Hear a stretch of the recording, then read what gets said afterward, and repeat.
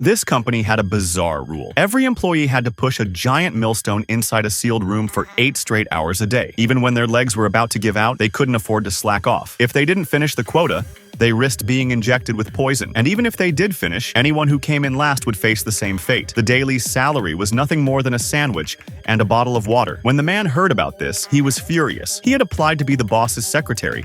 So how did he end up locked in this nightmare? Just then, a screen on the wall lit up. The system announced that his task for the day was to push the millstone 50 times, or else he'd be fired. Instead of being afraid, the man actually felt relieved. He never wanted to stay in this miserable place anyway, but a co-worker in the next room warned him he'd better do the job, or he'd find out the hard way what fired really meant. The man scoffed. So what if I get fired? But then he heard the agonizing screams echoing from nearby, and he finally realized what fired meant in this company. He rushed over to the millstone, but to his shock, it was unbelievably heavy. Even when he threw his whole weight against it, it wouldn't budge an inch. He shook out his arms, rolled up his sleeves. No way was a 200-pound man like him going to lose to a rock. Yet the millstone stood firm, solid as a mountain. As the deadline loomed, he pushed with every ounce of strength he had, and finally, the stone creaked forward. But that was just one circle. He still had to finish all 50. As a reward for completing the first lap, the system gave him a glass of special liquor, and so, the man was officially part of the company. Day after day, he got better at it, eventually managing to complete double the required quota. But instead of earning respect, he brought disaster to his coworkers. Because he overperformed,